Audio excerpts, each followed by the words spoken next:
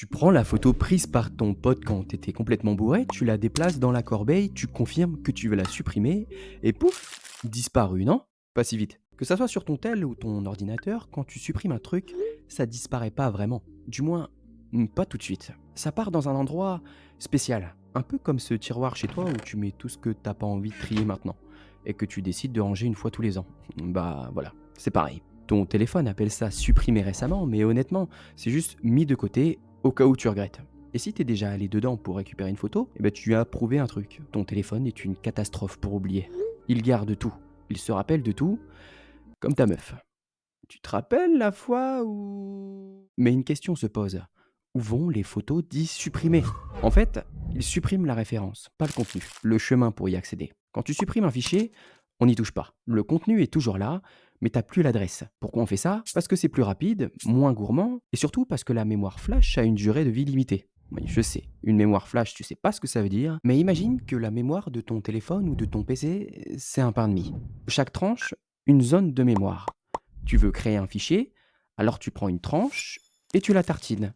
Ça devient un espace d'un fichier utilisé. Du coup, quand tu veux supprimer un fichier, tu ne retires pas la tranche. Tu ne retires pas non plus le Nutella ou le caca, qui sait. Tu mets juste un post-it libre dessus. Et quand le PC ou le téléphone a besoin de place, il cherche des tranches avec le post-it libre. Pourtant, il n'est pas si libre que ça, car ça a été tartiné. Donc il y a toujours un fichier dessus. Et c'est là la subtilité. Il retartine par-dessus. Donc l'ancien fichier, le Nutella, est toujours là, mais pas en entier. Et tu peux tartiner avec d'autres fichiers. Mais si tu écris trop souvent au même endroit, alors la tranche se déchire et il ne pourra plus jamais l'utiliser. Donc la photo de soirée, là, on la supprime pas. On réécrit dessus, encore et encore, jusqu'à ce qu'elle ne soit plus lisible. Et même si tu veux bien faire les choses, supprimer, vider, réinitialiser, la mémoire flash garde toujours des traces.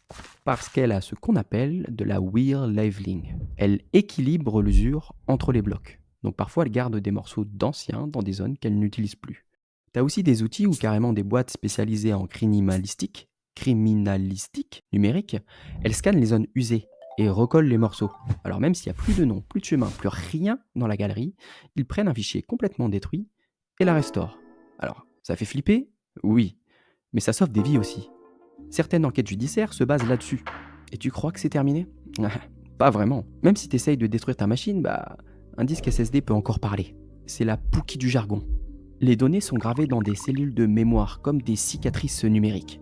Et tant que c'est pas explosé ou chauffé à très haute température, il reste des fragments exploitables. Et tu sais quoi? Même la cendre des données peut encore dire des choses. Suffit d'avoir le bon microscope. Alors si tu as un fichier que tu veux que personne ne retrouve, je te conseille de prendre ton PC et ton tel, d'aller dans le jardin et de l'enterrer. C'est plus sûr.